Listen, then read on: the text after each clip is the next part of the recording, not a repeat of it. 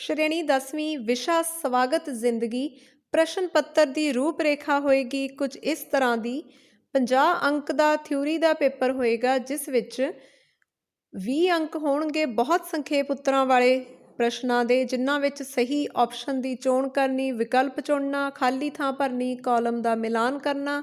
इस तो इलावा 50-60 शब्दों च उत्तर देण वाले प्रश्न भी होणगे जिन्हां विच पाठ पुस्तक के विचों ही वो प्रश्न पूछे जाणगे। 3 सवाल होणगे कोई स्थिति दे के उस विचों तुसी किस स्थिति विच किवें सही विहार करते हो इस तरह 3 चों 2 उत्तर देने होणगे। साडी असल जीवन की रियल लाइफ की कोई समस्या नूं असीं किवें नजिठदे हां उस बारे भी 2 विचों 1 प्रश्न का उत्तर करना होएगा। प्रैक्टिकल दे विच जिहड़े 40 अंक आ उन्हां चों भी मौके ते कोई किरिया करन नूं कहा जाएगा। साडा जिहड़ा साडी पाठ पुस्तक के उपर जिथे अध्यापक ने भी टिप्पणी लिखी है उस आधार पर भी साडी परख पड़चोल होएगी असीं किवें वो अपनी किताब के उपर खाली थावां भरीआं हन किवें वर्क बुक के तौर पर उसनूं इस्तेमाल किया है असाइनमेंट्स पूरियां कीतियां हन ते इस तो इलावा मौके ते साडा वाइवा लिया जाएगा वो भी इंटरव्यू की तरह। सो इस तो इलावा साडे सालाना विहार दे भी 10 अंक होणगे जिन्हां विच 8 अंक असीं जो साल दे विच अपनी एक नेक जिंदगी गुजारी है उस दे लई होणगे ते 2 अंक बुक बैंक दे रखे गए हैं। सो हुण झाती मारते हैं 10वीं दी पाठ पुस्तक उपर इस नवें विषय बारे स्वागत जिंदगी वेलकम लाइफ। स्वागत जिंदगी नवा विशा नवीं दिशा 10वीं श्रेणी की जे किताब की गल करिए तो यह पाठ पुस्तक तो है ही है नाल वर्कबुक का काम भी करती है क्योंकि इसके 10 अध्यायों ते झाती मारीए तो बहुत सारिया क्रियावां हैं जिहड़ियां साडे अंदर सिर्फ नैतिक कदरां कीमतां नूं ही विकसित नहीं करदियां बल्कि सानू जिंदगी जिउण दे हुनर भी सिखाउंदियां जिहड़े अजकल दे लेटेस्ट हुनर ने और विशेष तौर पर इस विच डिज़ाइन किया गया है विद्यार्थियों लई करियर गाइडेंस मुहैया करनी। इस विच पहला अध्याय है स्वै चेतना ते स्वै अनुशासन जिसका अर्थ है कि अपने आप बारे जागरूक होना पता होना कि साडे च की गुण हन किहड़े हुनर हन किहड़ियां कमियां हन किवें दूर करनियां हन ते स्वै अनुशासन भाव किसे वल्लों साडे ते अनुशासन थोपिया नहीं जा रहा बल्कि असीं अपने अंदरों ही अनुशासित होकर कंट्रोल करके चलते हाँ। इस दे विच पहला सब टॉपिक है हुनर नूं तराशना कि साडे अंदर जो कला है असीं उस नूं होर किवें विकसित कर सकते हाँ। बच्चे ने पहली किरिया च खाली थावां भरनियां हन कि मैनूं लिखण गाउण खेडण आदि किहड़ी चीज़ का शौक है किहड़ा काम करके संतुष्टि मिलती है। दूसरी किरिया दे विच कोई पंजाबी हिंदी अंग्रेज़ी वगैरह की कविता जिहड़ी उस नूं अपने वल्लों तर्ज घड़ के सुणाउणी है। सो जिन्हां बच्चों संगीतक योग्यता है वो इस विच महारत हासिल करनगे अपने खेतर बारे लिखना है। तीसरी किरिया दे विच कोई कविता नूं बोलना है रल मिल के ते चौथी किरिया दे विच कोई साइंस गणित समाजिक सिक्ख्या आदि विषय बारे दिते गए 1 मिनट के समय दे विच बोलना है। सो अभ्यास नाल हुनर नूं होर निखारिया जा सकता है। अगों विशाल दृष्टिकोण की गल है कि जे साडा नज़रिया खुला है मोकला है तो असी बहुत छेती दूसरिਆਂ नूं भी एक्सैप्ट कर सकते हैं अपनियां गलतियां नूं स्वीकार सकते हैं ते इंकशाफ करके अगे तो सुधार भी सकते हैं। पहली किरिया दे विच असी दसना भी चित्र जिहदे विच बिल्कुल देखो दिमाग दे विच ताला लग्या लगदा कि असी अगर इस तरह का ताला लगा लिया तो साथों अपनी सोच ही अपना विकास ही बंद कर दिता जाएगा तो असी खुल ही नहीं सकते। सो दूसरे दे विच बिल्कुल ओपन माइंडनैस है जिन्ने असी खुली सोच रखते हैं उन्ना ही ज़्यादा सोचते हैं कल्पना करते हैं। फिर असी अपनी शख्सियत के गुण औगणा के आधार पर लिखना है कि खुले सुभाव वाले व्यक्ति च किहड़े गुण हुंदे आ तंग सुभाव वाले च किहड़े गुण हुंदे आ। पंछी की परवाज़ तो पता लगता है खुली सोच वाला किवें उच्ची उडारी मार रहा उसकी सोच उडारी भरती है उस बारे भी तुसी 2-3 सतरां लिखो ते तंग सोच वाला बिल्कुल बंद जिहा बैठा तो उस बारे भी लिखना। अपने आस पास के व्यक्तियों बारे भी लिखना जिन्हां दा विहार तुहानूं खुला जां तंग सुभाव लगदा उन्हां दी शख्सियत के गुण भी लिखने। ਤੀਸਰਾ ਉਪਭਾਗ ਹੈ ਕਰੀਅਰ ਪ੍ਰਤੀ ਚੇਤਨਾ। ਸੋ ਇਹਦੇ ਵਿੱਚ ਇੱਕ ਜਮਾਤ ਦੀ ਉਦਾਹਰਨ ਦੇ ਕੇ ਦੱਸਿਆ ਗਿਆ ਕਿ ਸਾਨੂੰ ਆਪਣੇ ਆਪ ਨੂੰ ਜਾਣਨਾ ਚਾਹੀਦਾ ਕਿ ਮੈਂ ਕਿਹੜੇ ਕਿੱਤੇ ਦੇ ਮੁਤਾਬਕ ਢੁਕਵਾਂ ਹਾਂ, ਅਤੇ ਫਿਰ ਕਿੱਤਿਆਂ ਬਾਰੇ ਜਾਣਕਾਰੀ ਰੱਖਣੀ ਹੈ ਕਿ ਕਿਹੜਾ ਕਿੱਤਾ ਮੇਰੇ ਲਈ ਢੁਕਵਾਂ ਹੈ। ਇਸ ਲਈ ਡਾਇਰੀ ਲਗਾਈ ਜਾ ਸਕਦੀ ਹੈ, ਕਰੀਅਰ ਬਾਰੇ ਆਪਣੇ ਸਵਾਲ ਪੁੱਛੇ ਜਾ ਸਕਦੇ ਹਨ। ਕਰੀਅਰ ਕਾਉਂਸਲਰ ਨੂੰ ਹਰ ਸਕੂਲ ਦੇ ਵਿੱਚ ਇਹ ਸੁਵਿਧਾ ਦਿੱਤੀ ਗਈ ਹੈ, ਅਤੇ ਨਾਲ ਹੀ ਨਾਲ ਕੁਝ ਬੱਚਿਆਂ ਦੀ ਉਦਾਹਰਨ ਦੇ ਕੇ ਤੁਹਾਨੂੰ ਸਵਾਲ ਕੀਤਾ ਗਿਆ, ਤੁਹਾਨੂੰ ਉਹਨਾਂ ਵਿੱਚ ਕਿਹੜੇ ਗੁਣ ਨਜ਼ਰ ਆਏ। ਤੁਸੀਂ ਵੀ ਆਪਣੀ ਕੋਈ ਸਵਾਲਾਂ ਵਾਲੀ ਡਾਇਰੀ ਜਾਂ ਕਾਪੀ ਲਗਾ ਸਕਦੇ ਹੋ। ਆਪਣੇ ਘਰ ਦੇ ਹਾਲਾਤ ਦੇਖੋ, ਸਮਾਜ ਦੇ ਵਿੱਚ ਉਸ ਕਿੱਤੇ ਦੀ ਮੰਗ ਦੇਖੋ, ਅਤੇ ਫਿਰ ਢੁਕਵਾਂ ਕਰੀਅਰ ਚੁਣੋ, ਉਸ 'ਤੇ ਮਿਹਨਤ ਕਰੋ, ਅਤੇ ਇੱਕ ਨਹੀਂ ਬਲਕਿ ਇੱਕ ਤੋਂ ਜ਼ਿਆਦਾ ਕਰੀਅਰ ਆਪਸ਼ਨਸ ਲੈ ਕੇ ਚੱਲੋ ਕਿ ਜੇ ਮੇਰੇ ਤੋਂ ਇਹ ਕਿੱਤਾ ਨਾ ਅਪਣਾਇਆ ਗਿਆ ਤਾਂ ਮੈਂ ਹੋਰ ਕਿਹੜਾ ਕਿੱਤਾ ਅਪਣਾ ਸਕਦਾ। ਸੋ 1 2 3 ਇਸ ਤਰ੍ਹਾਂ ਦੀਆਂ ਆਪਣੀਆਂ ਪਹਿਲਾਂ ਰੱਖੋ। ਦੂਸਰਾ ਅਧਿਆਇ ਹੈ ਤਰਕ ਸੰਗਤ ਸੋਚ। ਤਰਕ ਹੋ ਗਿਆ ਦਲੀਲ, ਉਹ ਸੋਚ ਜਿਹੜੀ ਰੈਸ਼ਨਲ ਹੈ, ਦਲੀਲ ਦੇ ਨਾਲ ਭਰੀ ਹੋਈ ਹੈ। ਇਸ ਦੇ ਵਿੱਚ ਸਭ ਤੋਂ ਪਹਿਲਾ ਉਪਭਾਗ ਹੈ ਮੁੰਡੇ ਅਤੇ ਕੁੜੀਆਂ ਪ੍ਰਤੀ ਸਮਾਜਿਕ ਧਾਰਨਾ। ਅਸਲ ਦੇ ਵਿੱਚ ਜਿਹੜਾ ਜੈਂਡਰ ਹੈ, ਇਸ ਨੂੰ ਕੁਦਰਤ ਨੇ ਨਹੀਂ ਬਣਾਇਆ, ਬਲਕਿ ਇਹ ਤਾਂ ਸਾਡੇ ਸਮਾਜ ਨੇ ਨਿਰਧਾਰਿਤ ਕੀਤਾ ਹੈ ਕਿ ਕੁੜੀਆਂ ਨੇ ਗੁਲਾਬੀ ਰੰਗ ਪਾਉਣਾ, ਮੁੰਡਿਆਂ ਨੇ ਨੀਲਾ ਰੰਗ ਪਾਉਣਾ, ਕੁੜੀਆਂ ਨੇ ਘਰ ਦੇ ਕੰਮ ਕਰਨੇ ਆ, ਮੁੰਡਿਆਂ ਨੇ ਬਾਹਰਲੇ ਕੰਮ ਕਰਨੇ ਆ, ਜ਼ੋਰ ਭਾਰ ਦੇ ਕੰਮ ਕਰਨੇ ਆ। ਸੋ ਇਸ ਲਈ ਇਹ ਜਿਹੜੀ ਧਾਰਨਾ ਇਹਨੇ ਬਹੁਤ ਹੱਦ ਤੱਕ ਕੁੜੀਆਂ ਨੂੰ ਠੇਸ ਪਹੁੰਚਾਈ ਆ, ਅਤੇ ਮੁੰਡਿਆਂ ਲਈ ਵੀ ਮੁਸ਼ਕਿਲ ਆ। ਜਦ ਦੁੱਖ 'ਚ ਹੋ ਕੇ ਵੀ ਮੁੰਡੇ ਰੋ ਨਹੀਂ ਸਕਦੇ, ਸਮਾਜ ਉਹਨਾਂ ਦਾ ਮਜ਼ਾਕ ਉਡਾਉਂਦਾ ਹੈ। ਸੋ ਅਜਿਹੀਆਂ ਪੁਰਾਣੀਆਂ ਧਾਰਨਾਵਾਂ ਨੂੰ ਛੱਡ ਕੇ ਦਲੀਲ ਦੇ ਨਾਲ ਸੋਚਣਾ।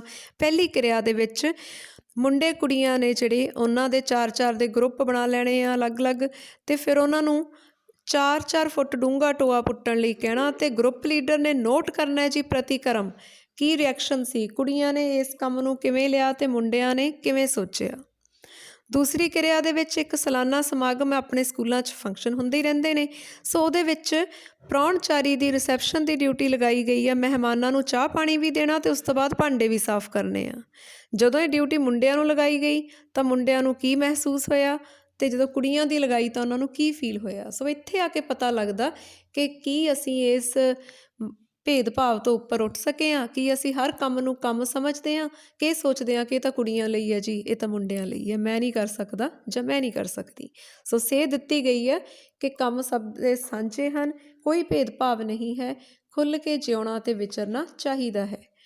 ਅਗਲਾ ਸਬ ਪਾਠ ਹੈ ਸਮੇਂ ਦੀ ਸਹੀ ਵਰਤੋਂ, ਜਿਸ ਵਿੱਚ ਸਮਾਂ ਸਾਰਣੀ ਬਣਾਉਣੀ ਹੈ, ਜਾਗਣ ਦਾ, ਉੱਠਣ ਦਾ, ਨਾਸ਼ਤਾ ਕਰਨ ਦਾ, ਸਕੂਲ ਜਾਣ ਦਾ, ਵਾਪਸ ਆਉਣ ਦਾ, ਖੇਡਣ ਦਾ, ਮਨੋਰੰਜਨ ਦਾ ਜਾਂ ਕੁਝ ਹੋਰ ਕੰਮ ਕੀਤਾ, ਸਾਰੇ ਸਮੇਂ ਬਣਾਉਣੇ ਆ।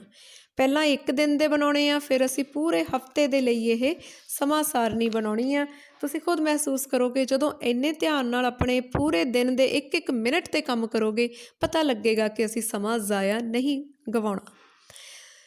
ਅਗਲਾ ਭਾਗ ਹੈ ਮੋਬਾਈਲ, ਇੰਟਰਨੈੱਟ ਅਤੇ ਸੰਚਾਰ ਸਾਧਨਾਂ ਦੀ ਸੁਵਰਤੋਂ। ਇਹਦੇ ਵਿੱਚ ਕੰਪਿਊਟਰ ਲੈਬ 'ਚ ਜਾ ਕੇ ਕੁਝ ਤਾਂ ਉਹ ਬੱਚਿਆਂ ਦਾ ਗਰੁੱਪ ਹੈ ਜਿਸ ਨੇ ਸੋਚ ਸਮਝ ਕੇ ਕੁਝ ਨੈੱਟ ਤੋਂ ਸਰਚ ਕਰਨਾ, ਅਤੇ ਕੁਝ ਉਹ ਬੱਚੇ ਆ ਜਿਨ੍ਹਾਂ ਨੇ ਬਿਨਾਂ ਕਿਸੇ ਏਮ ਤੋਂ, ਜਿਨ੍ਹਾਂ ਨੂੰ ਕੁਝ ਕਿਹਾ ਨਹੀਂ ਗਿਆ, ਉਹਨਾਂ ਨੇ ਆਪਣੇ ਵੱਲੋਂ ਫਨ ਸੇ ਕੋਈ ਵੀ ਸਰਚ ਕਰਨੀ ਆ, ਅਤੇ ਨਤੀਜਾ ਦੱਸੇਗਾ ਕਿ ਜੇ ਅਸੀਂ ਮਿੱਥ ਕੇ ਸਹੀ ਵਰਤੋਂ ਲਈ ਸੋਚੀਏ ਤਾਂ ਇੰਟਰਨੈੱਟ ਕਿੰਨਾ ਉਪਯੋਗੀ ਹੈ। ਅਤੇ ਆਖਰੀ ਸਬ ਪਾਠ ਹੈ ਜੀ ਗਲਤ ਧਾਰਨਾਵਾਂ ਤੋਂ ਬਚੋ, ਕਿ ਜਿਹੜੀਆਂ ਅਸੀਂ ਕੁਝ ਗਲਤ ਮਾਨਤਾਵਾਂ ਬਣਾ ਕੇ ਚੱਲਦੇ ਹਾਂ, ਜਿਵੇਂ ਕਿ ਜੇ ਚੰਗਾ ਅਸੀਂ ਆਪਣਾ ਸਰੀਰ ਸੁਡੌਲ ਬਣਾਉਣਾ ਤਾਂ ਉਹਦੇ ਲਈ ਸਾਨੂੰ ਕੁਝ ਪ੍ਰੋਡਕਟਸ ਖਾਣੇ ਪੈਣਗੇ। ਇਹ ਸਾਰੀਆਂ ਧਾਰਨਾਵਾਂ ਗਲਤ ਨੇ। ਕੋਈ ਅੰਧ ਵਿਸ਼ਵਾਸ ਨੇ, ਤਵੀਤ ਪਾਉਂਦਾ ਹੈ, ਕੋਈ ਕੁਝ ਕਰਦਾ। ਸੋ ਉਹਨਾਂ ਧਾਰਨਾਵਾਂ ਨੂੰ ਛੱਡ ਕੇ ਦਲੀਲ ਦੇ ਨਾਲ ਸੋਚਣਾ ਅਤੇ ਆਪਣੀ ਸਿਹਤ ਨੂੰ, ਆਪਣੇ ਸਮਾਜ ਦੀ ਸਿਹਤ ਨੂੰ ਚੰਗਾ ਬਣਾਉਣਾ।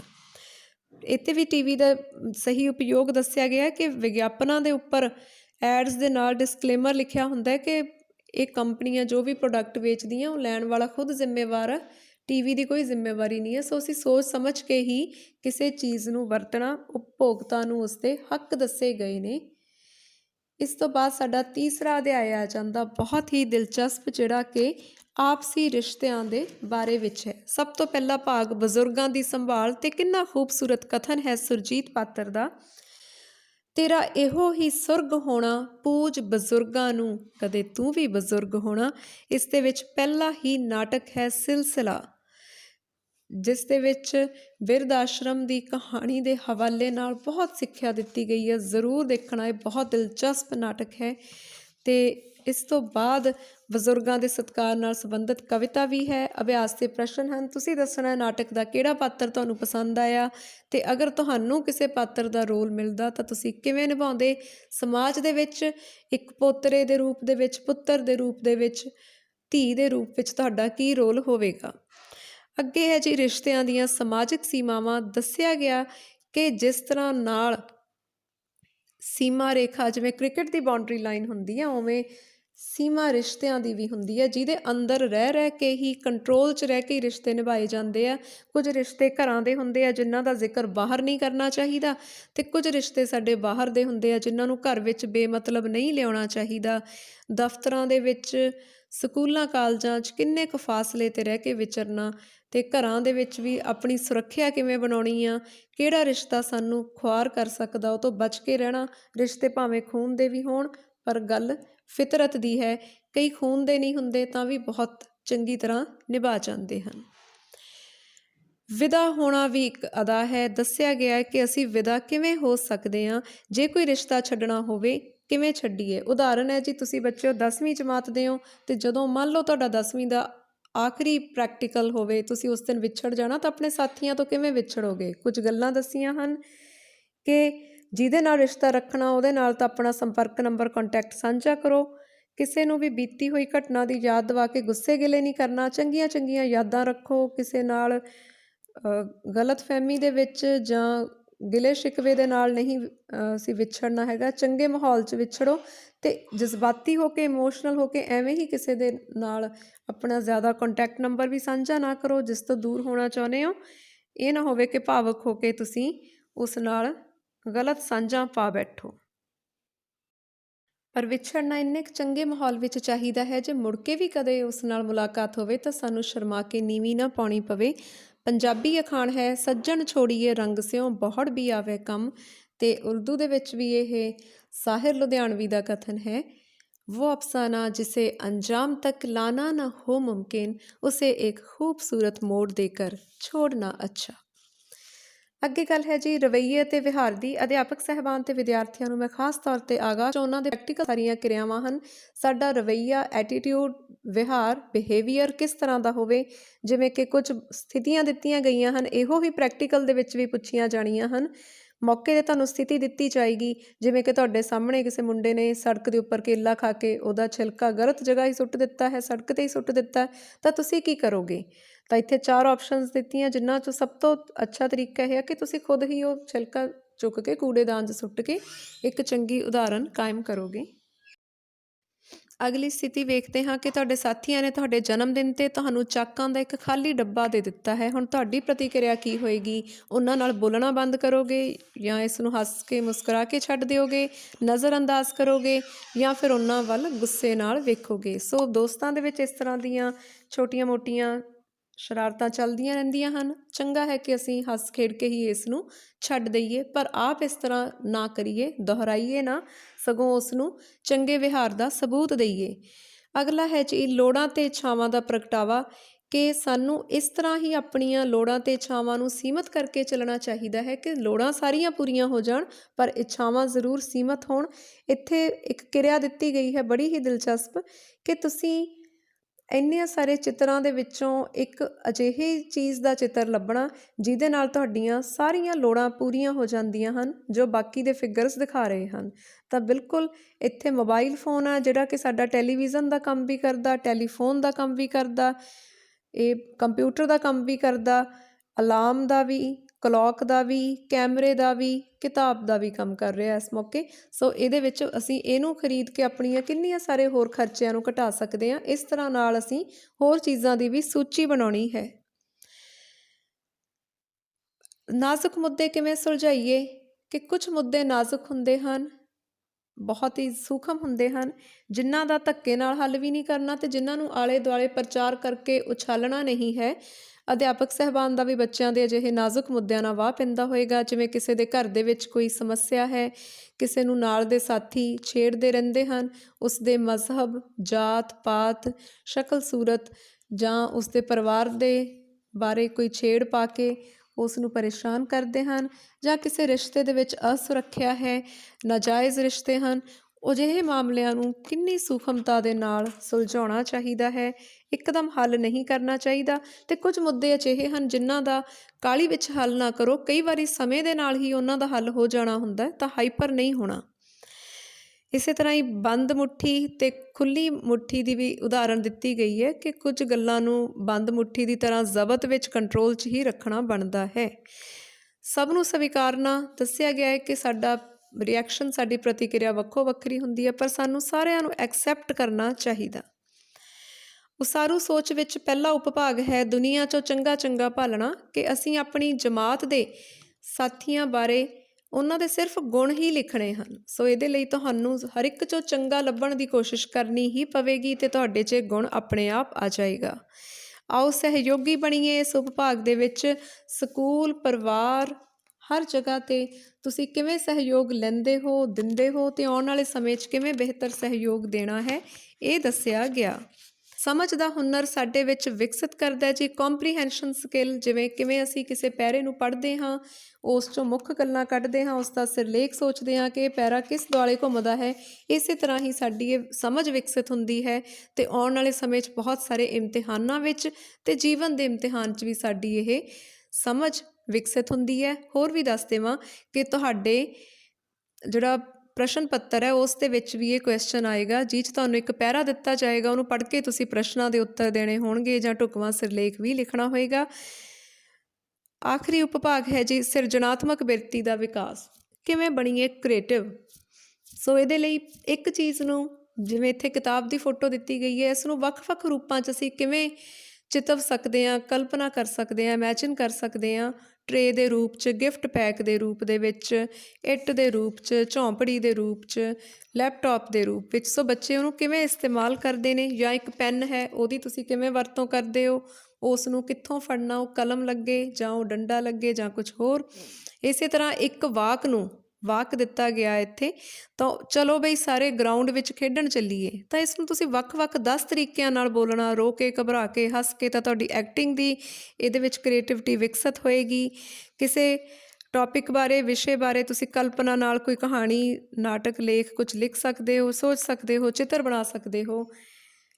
6ਵਾਂ ਅਧਿਆਇ ਹੈ ਸੰਤੁਲਿਤ ਭਾਵਕ ਵਿਕਾਸ, ਜਿਸ ਵਿੱਚ ਦੱਸਿਆ ਗਿਆ ਹੈ ਕਿ ਭਾਵਨਾ ਗਲਤ ਨਹੀਂ ਹੁੰਦੀ, ਪਰ ਉਸ ਦਾ ਪ੍ਰਗਟਾਵਾ ਸਹੀ ਹੋਣਾ ਚਾਹੀਦਾ। ਕਈ ਵਾਰ ਅਸੀਂ ਗਲਤ ਮੌਕੇ 'ਤੇ ਗਲਤ ਪ੍ਰਗਟਾਵਾ ਕਰ ਬੈਠਦੇ ਹਾਂ। ਕਿਸੇ ਉਦਾਸੀ ਵਾਲੇ ਮੌਕੇ 'ਤੇ ਅਸੀਂ ਜਾ ਕੇ ਹੱਸਣ ਲੱਗ ਜਾਈਏ, ਕਿਸੇ ਖੁਸ਼ੀ ਦੇ ਮੌਕੇ ਜਾ ਕੇ ਅਸੀਂ ਗੁੱਸਾ ਕਰਨ ਲੱਗ ਜਾਈਏ, ਤਾਂ ਉਹ ਗਲਤ ਹੋ ਜਾਏਗਾ। ਸੋ ਸਕਾਰਾਤਮਕ ਅਤੇ ਨਕਾਰਾਤਮਕ ਭਾਵਨਾਵਾਂ ਦੀ ਸੂਚੀ ਵੇਖ ਲੈਣੀ ਹੈ ਬੱਚਿਓ ਤੁਸੀਂ। ਇਸੇ ਤਰ੍ਹਾਂ ਨਾਲ ਹੀ ਆਪਣੇ ਬਾਰੇ ਦੱਸਣਾ ਕਿ ਤੁਹਾਨੂੰ ਕਦੋਂ ਮਾਣ ਮਹਿਸੂਸ ਹੁੰਦਾ ਹੈ, ਕਦੋਂ ਨਿਰਾਸ਼ਾ ਹੁੰਦੀ ਹੈ। ਸੋ ਭਾਵਨਾਵਾਂ ਦਾ ਸਹੀ ਪ੍ਰਗਟਾਵਾ ਕਰਨਾ, ਅਤੇ ਨਾਲ ਹੀ ਹਾਣੀਆਂ ਨਾਲ ਵਿਚਰਨ ਦੀ ਕਲਾ ਵੀ ਦੱਸੀ ਗਈ ਹੈ ਕਿ ਜੇ ਕਿਸੇ ਦੀ ਗਲਤੀ ਹੈ, ਇੱਕ ਕਹਾਣੀ ਦੱਸਦੀ ਹੈ ਜੋ ਇਹ 'ਚ ਪੇਸ਼ ਕੀਤੀ, ਉਹ ਕਹਾਣੀ ਹੁਣ ਤੁਸੀਂ ਪੜ੍ਹਨੀ ਹੈ, ਅਤੇ ਉਹ 'ਚ ਵੀ ਇਹੀ ਦੱਸਿਆ ਗਿਆ ਕਿ ਜੇ ਆਪਣੇ ਦੋਸਤ ਦੇ ਨਾਲ ਕੋਈ ਨਾਰਾਜ਼ਗੀ ਲੱਗੀ, ਉਹਦੀ ਕੋਈ ਗੱਲ ਗਲਤ ਵੀ ਲੱਗੀ ਹੈ, ਤਾਂ ਉਸ ਨੂੰ ਇਉਂ ਲਿਖ ਦਿਓ ਜਿਵੇਂ ਰੇਤੇ 'ਤੇ ਲਿਖ ਦਈਦਾ, ਜੋ ਮਿਟ ਜਾਵੇ। ਅਤੇ ਜੇ ਉਸ ਦੀ ਕੋਈ ਨੇਕੀ ਆ, ਉਸਨੇ ਤੁਹਾਡਾ ਸਾਥ ਦਿੱਤਾ, ਉਸ ਨੂੰ ਪੱਥਰ 'ਤੇ ਲਿਖਣ ਵਾਂਗ ਪੱਕੇ ਤੌਰ 'ਤੇ ਮਨ 'ਚ ਵਸਾ ਲਓ ਅਤੇ ਉਸ ਦੀ ਦੋਸਤੀ, ਨੇਕੀ ਨੂੰ ਕਦੇ ਨਾ ਭੁਲਾਓ। ਡਾਇਰੀ ਲਿਖਣ ਦਾ ਹੁਨਰ ਦੱਸਿਆ ਗਿਆ ਕਿ ਕੋਈ ਸਵੇਰ ਸਭਾ ਦੀ ਯਾਦ ਹੈ, ਅਸੈਂਬਲੀ ਦੀ ਗੱਲ ਹੈ, ਤੁਹਾਡੀ ਦਿਨ ਭਰ ਦੀ ਕੋਈ ਯਾਦ ਹੈ, ਉਹ ਡਾਇਰੀ 'ਚ ਲਿਖਣੀ ਹੈ। ਤੁਸੀਂ ਭਾਵੇਂ ਕਿੰਨੇ ਵੀ ਸ਼ਰਾਰਤੀ ਕਿਉਂ ਨਹੀਂ ਹੈਗੇ, ਹਰ ਰੋਜ਼ ਆਪਣੀ ਡਾਇਰੀ ਲਿਖੋ। ਪਹਿਲਾਂ ਤਾਂ ਤੁਸੀਂ ਲਿਖੋਗੇ ਤੁਸੀਂ ਦਿਨ 'ਚ ਕੀ ਕੀ ਕੀਤਾ। ਜੇ ਰੋਜ਼ ਸ਼ਰਾਰਤਾਂ ਹੀ ਕੀਤੀਆਂ, ਗਲਤੀਆਂ ਕੀਤੀਆਂ, ਤਾਂ ਤੁਹਾਡਾ ਮਨ ਆਪਣੇ ਆਪ ਕਰੇਗਾ ਕਿ ਕੱਲ੍ਹ ਨੂੰ ਮੇਰੀ ਡਾਇਰੀ 'ਤੇ ਕੁਝ ਚੰਗਾ ਲਿਖਿਆ ਜਾਵੇ, ਅਤੇ ਤੁਸੀਂ ਚੰਗਾ ਕਰੋਗੇ ਵੀ। ਖੂਬਸੂਰਤ ਤਰੀਕੇ ਨਾਲ ਆਪਣੀ ਡਾਇਰੀ ਨੂੰ ਸਜਾ ਕੇ ਰੱਖੋ। ਫੈਸਲੇ ਲੈਣ ਦੀ ਯੋਗਤਾ ਬਹੁਤ ਕੰਮ ਆਏਗੀ, ਇਹ ਤੁਹਾਡਾ ਜੀਵਨ ਹੁਨਰ ਹੈ। 10ਵੀਂ 'ਚ ਪਹੁੰਚ ਗਏ ਹੋ, ਬੜੇ ਫੈਸਲੇ ਲੈਣੇ ਹਨ ਅੱਗੇ। ਵਿਸ਼ਿਆਂ ਦੀ ਚੋਣ ਵੀ ਕਰਨੀ ਹੈ, ਕੈਰੀਅਰ ਚੁਣਨਾ, ਕੋਈ ਕਿੱਤਾ ਵੀ ਚੁਣਨਾ, ਪਰਿਵਾਰ ਦੇ, ਘਰ ਦੇ, ਸਮਾਜ ਦੇ ਫੈਸਲੇ ਲੈਣੇ ਆ। ਸੋ ਇਹਦੇ ਲਈ ਪਹਿਲਾਂ ਕਿੱਤੇ ਦੀ ਚੋਣ ਬਾਰੇ ਅਵੀ ਦੀ ਕਹਾਣੀ ਦੇਖ ਕੇ ਦੱਸਿਆ ਕਿ ਆਪਣੇ ਮਨ ਨੂੰ ਪੱਕਾ ਕਰੀਏ, ਜੋ ਵੀ ਕਿੱਤਾ ਇੱਕ ਵਾਰ ਸੋਚ ਕੇ ਅਪਣਾਉਣਾ, ਫਿਰ ਉਸ ਵੱਲ ਧਿਆਨ ਦਈਏ। ਫੈਸਲਾ ਲੈਣ ਦਾ ਹੁਨਰ ਬੜਾ ਹੀ ਇੰਪੋਰਟੈਂਟ ਹੈ, ਜਿਹ 'ਚ ਦੱਸਿਆ ਗਿਆ ਕਿ ਆਪਣੇ ਮਨ ਦੀ ਯੋਗਤਾ ਦੇ ਨਾਲ ਅਸੀਂ ਕਿਵੇਂ ਫੈਸਲਾ ਲੈ ਸਕਦੇ ਹਾਂ। ਬਹੁਤ ਹੀ ਦਿਲਚਸਪ ਕਹਾਣੀ ਹੈ, ਇਸ ਨੂੰ ਵੇਖਣਾ ਹੈ। ਅਤੇ ਨਾਲ ਇਹ ਵੀ ਦੱਸਿਆ ਗਿਆ ਕਿ ਅਸੀਂ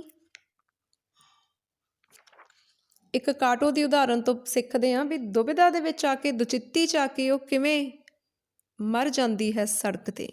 ਸੋ ਸਹੀ ਸਮੇਂ 'ਤੇ ਸਹੀ ਫੈਸਲਾ ਲੈਣਾ, ਕੋਈ ਸਾਡੇ 'ਤੇ ਓਨਾ ਜ਼ੁਲਮ ਨਹੀਂ ਕਰ ਸਕਦਾ ਜਿੰਨੀ ਦੇਰ ਅਸੀਂ ਖੁਦ ਗਲਤ ਫੈਸਲਿਆਂ ਨਾਲ ਆਪਣੇ 'ਤੇ ਜ਼ੁਲਮ ਨਹੀਂ ਕਰ ਬੈਠਦੇ। ਅਗਲਾ ਪਾ ਹੈ ਜੀ ਆਤਮ ਵਿਸ਼ਵਾਸ ਦਾ ਮੰਤਰ ਦੱਸਿਆ, ਕਿਵੇਂ ਅਸੀਂ ਆਤਮ ਵਿਸ਼ਵਾਸ ਬਣਾਉਣਾ, ਜਮਾਤ ਵਿੱਚ ਅੱਗੇ ਆ ਕੇ ਕੁਝ ਬੋਲਣਾ ਅਤੇ ਜੋ ਬਾਕੀ ਦੇ ਵਿਦਿਆਰਥੀ ਵੀ ਬੋਲ ਰਹੇ ਉਹਨਾਂ ਨੂੰ ਵੀ ਨੋਟ ਕਰਨਾ, ਕੌਣ ਨੀਵੀਂ ਪਾ ਕੇ ਬੋਲਦਾ, ਕੌਣ ਘਬਰਾਹਟ ਨਾਲ, ਕੌਣ ਲੋਕਾਂ ਨੂੰ ਫੇਸ ਕਰਕੇ ਬੋਲਦਾ। ਸੋ ਇਸ ਤਰ੍ਹਾਂ ਨਾਲ ਅਗਲੇ ਅਧਿਆਏ ਤੱਕ ਪਹੁੰਚਦੇ ਹਾਂ। ਆਮ ਸੂਝ ਦੀ ਵਰਤੋਂ ਕਿਵੇਂ ਕਰਨੀ ਆ। ਆਮ ਸੂਝ ਹੈ ਜੀ ਕਾਮਨ ਸੈਂਸ, ਜਿਸ ਬਾਰੇ ਕਿਹਾ ਜਾਂਦਾ ਹੈ common sense is not so common.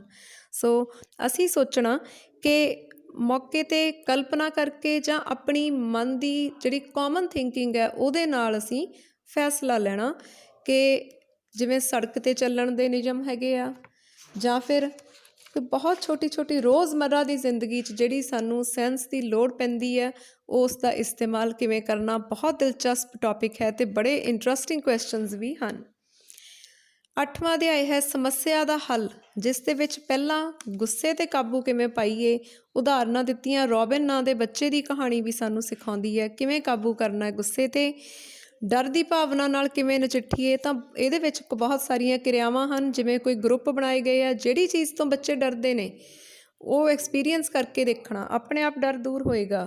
ਕਈ ਵਾਰ ਡਰ ਸਾਨੂੰ ਬੜਾ ਫਾਇਦਾ ਦੇ ਜਾਂਦਾ ਹੈ, ਜਿਵੇਂ ਕਿਸੇ ਨੂੰ ਕਿਹਾ ਜਾਵੇ ਕਿ ਜੇ ਤੂੰ ਕੱਲ੍ਹ ਦੀ ਪ੍ਰੀਖਿਆ 'ਚ ਵਧੀਆ ਅੰਕ ਲਏਗਾ ਤਾਂ ਤੈਨੂੰ ਅਸੀਂ ਕਿਸੇ ਟੂਰ ਟ੍ਰਿਪ 'ਤੇ ਲੈ ਕੇ ਜਾਵਾਂਗੇ, ਤਾਂ ਉਸ ਡਰ ਕਰਕੇ ਬੱਚਾ ਪੜ੍ਹੇਗਾ ਅਤੇ ਵਧੀਆ ਅੰਕ ਲੈ ਸਕਦਾ। ਅਤੇ ਕਈ ਵਾਰ ਡਰ ਨੈਗੇਟਿਵ ਹੋ ਜਾਂਦਾ, ਉਸ ਤੋਂ ਬਚਣ ਦੀ ਵੀ ਜ਼ਰੂਰਤ ਹੈ। ਹੱਲ ਕਿਵੇਂ ਲੱਭੀਏ, ਬਹੁਤ ਇੰਟਰਸਟਿੰਗ ਦਿਲਚਸਪ ਪਜ਼ਲ ਪਾਈ ਗਈ ਹੈ। ਤੁਸੀਂ ਹੱਲ ਲੱਭਣਾ, ਧਿਆਨ ਨਾਲ ਦੇਖਣਾ, ਅਤੇ ਵੱਡੀ ਗੱਲ ਇਕਾਗਰਤਾ ਦੇ ਨਾਲ, ਆਤਮ ਵਿਸ਼ਵਾਸ ਦੇ ਨਾਲ ਅਸੀਂ ਹੱਲ ਲੱਭ ਸਕਦੇ ਹਾਂ। ਠੰਡੇ ਦਿਮਾਗ ਨਾਲ ਚੱਲਣਾ ਹੈ। ਅਤੇ ਚੌਥਾ ਉਪਭਾਗ ਹੈ ਇਕਾਗਰਤਾ, ਜਿਸ ਦਾ ਮਤਲਬ ਹੈ ਕਿ ਆਪਣਾ ਧਿਆਨ ਟਿਕਾ ਕੇ ਮਨ ਨੂੰ ਇਕਾਗਰ ਕਰਕੇ ਫੋਕਸ ਕਰਕੇ ਇੱਕ ਜਗ੍ਹਾ 'ਤੇ ਅਸੀਂ ਹੱਲ ਕਰਨਾ। ਉਹਦੇ ਲਈ ਗਤੀਵਿਧੀਆਂ ਨੇ ਜਿਹੜੀਆਂ ਪਰਖਣਗੀਆਂ ਕਿ ਤੁਹਾਡੇ ਵਿੱਚ ਇਕਾਗਰਤਾ ਕਿੰਨੀ ਕੁ ਹੈ। ਜਿਵੇਂ ਕਿ ਤੁਸੀਂ ਕੋਈ ਬਾਹਰ ਮੇਜ਼ ਕੱਢਿਆ ਗਿਆ ਜਮਾਤ ਤੋਂ, ਤਾਂ ਤੁਸੀਂ ਉਹਨੂੰ ਉਸੇ ਤਰ੍ਹਾਂ ਹੀ ਸੈੱਟ ਕਰਨਾ ਜਿਵੇਂ ਉਹ ਕਲਾਸ ਦੇ ਅੰਦਰ ਸੀ। ਸੋ ਪਹਿਲਾਂ ਤੁਸੀਂ ਅੰਦਰ ਜੇ ਧਿਆਨ ਟਿਕਾ ਕੇ ਦੇਖਿਆ ਹੋਏਗਾ ਤਾਂ ਹੀ ਤੁਸੀਂ ਉਹੀ ਸਾਰੀਆਂ ਚੀਜ਼ਾਂ ਨੂੰ ਸਹੀ ਰੱਖ ਸਕਦੇ ਹੋ। ਇਸੇ ਤਰ੍ਹਾਂ ਨਾਲ ਹੀ ਤੁਸੀਂ ਆਪਣੀਆਂ ਰਿਕਾਰਡਿੰਗਸ ਕਰਨੀਆਂ ਨੇ ਅਤੇ ਆਪਣੀਆਂ ਗਲਤੀਆਂ ਨੂੰ ਦੂਰ ਕਰਨਾ ਹੈ। ਪ੍ਰਭਾਵਸ਼ਾਲੀ ਸੰਚਾਰ ਕਿ ਅਸੀਂ ਆਪਣੇ ਮਨ ਦੇ ਭਾਵ ਜਾਂ ਵਿਚਾਰ ਜਦੋਂ ਦੂਸਰੇ ਤੱਕ ਪਹੁੰਚਾਉਣੇ ਹਨ, ਕਿਹੜੇ ਜ਼ਰੀਏ ਦੇ ਨਾਲ ਅਸੀਂ ਉਹ ਕਮਿਊਨੀਕੇਟ ਕਰਨਾ ਹੈ। ਉਹ ਬੋਲ ਕੇ ਵੀ ਹੋ ਸਕਦਾ ਹੈ, ਵਰਬਲ ਕਮਿਊਨੀਕੇਸ਼ਨ ਵੀ, ਅਤੇ ਇਸ਼ਾਰਿਆਂ ਰਾਹੀਂ ਵੀ ਹੋ ਸਕਦਾ ਹੈ, ਨੋਨ ਵਰਬਲ, ਸਾਡੇ ਜੈਸਚਰਸ, ਸਾਡੀ ਬਾਡੀ ਲੈਂਗੁਏਜ, ਸਭ ਕੁਝ ਬਾਰੇ ਦੱਸਿਆ ਗਿਆ ਹੈ। ਪ੍ਰੈਕਟੀਕਲੀ ਧਿਆਨ ਨਾਲ ਪੜ੍ਹਿਓ। ਇੱਕ ਪ੍ਰਗਟ ਨਾਂ ਦੇ ਬੱਚੇ ਦੀ ਬੜੀ ਦਿਲਚਸਪ ਕਹਾਣੀ ਹੈ, ਕਿਉਂ ਸਜ਼ਾ ਮਿਲਦੀ ਹੈ ਉਸਨੂੰ, ਅਤੇ ਜੇ ਤੁਸੀਂ ਪ੍ਰਗਟ ਦੀ ਥਾਂ ਹੁੰਦੇ ਤਾਂ ਕਿਵੇਂ ਸਜ਼ਾ ਤੋਂ ਬਚ ਸਕਦੇ ਸੀ, ਜ਼ਰੂਰ ਜਾਣਿਓ। ਅਤੇ ਨਾਲ ਹੀ ਬੇਟਾ ਤੁਹਾਡੇ ਲਈ ਇੱਕ ਬਹਿਸ ਦੇ ਕੁਝ ਟੌਪਿਕਸ ਵੀ ਦਿੱਤੇ ਗਏ ਹਨ। ਡਿਬੇਟ ਕਰਨੀ ਹੈ, ਕਿਸੇ ਵਿਦਿਆਰਥੀ ਨੇ ਉਸ ਵਿਸ਼ੇ ਦੇ ਪੱਖ 'ਚ ਬੋਲਣਾ ਹੈ ਅਤੇ ਕਿਸੇ ਨੇ ਵਿਰੋਧ ਵਿੱਚ। ਸੋ ਵਿਸ਼ੇ ਹਨ ਇਹ ਕਿ ਸਾਨੂੰ ਘਰ ਦਾ ਕੰਮ ਜਿਹੜਾ ਹੋਮਵਰਕ ਹੁੰਦਾ ਉਹ ਦਿੱਤਾ ਜਾਣਾ ਚਾਹੀਦਾ ਕਿ ਨਹੀਂ। ਦੂਸਰਾ ਵਿਸ਼ਾ ਹੈ ਕਿ ਜਿਹੜੀਆਂ ਕੁਦਰਤੀ ਆਫਤ ਦੇ ਦੌਰਾਨ ਛੁੱਟੀਆਂ ਲਾਈਆਂ ਜਾਂਦੀਆਂ ਹਨ, ਉਹਨਾਂ ਵਿੱਚ ਔਨਲਾਈਨ ਸਿੱਖਿਆ ਦੇਣ ਬਾਰੇ ਤੁਸੀਂ ਆਪਣੇ ਵਿਚਾਰ ਦੱਸਣੇ ਹਨ। ਅਤੇ ਸਕੂਲਾਂ ਵਿੱਚ ਵਿਦਿਆਰਥੀਆਂ ਨੂੰ ਯੂਨੀਫਾਰਮ ਲੱਗਣੀ ਚਾਹੀਦੀ ਹੈ ਜਾਂ ਨਹੀਂ, ਇਸ ਬਾਰੇ ਤੁਸੀਂ ਦੱਸਣਾ ਹੋਏਗਾ। ਅਗਲਾ ਉਪਭਾਗ ਹੈ ਹਾਂ ਪੱਖੀ ਨਜ਼ਰੀਆ, ਕਿਵੇਂ ਅਸੀਂ ਪੋਜ਼ੀਟਿਵ ਐਟੀਟਿਊਡ ਰੱਖਣਾ, ਇਸ ਬਾਰੇ ਬਹੁਤ ਜ਼ਿਆਦਾ ਚਰਚਾ ਤੁਸੀਂ ਜਾਣਦੇ ਹੋ, ਅਤੇ ਇਸ ਇੰਟਰਸਟਿੰਗ ਚੈਪਟਰ ਦੇ ਵਿੱਚ ਤੁਸੀਂ ਵੀ ਹਿੱਸਾ ਲੈਣਾ।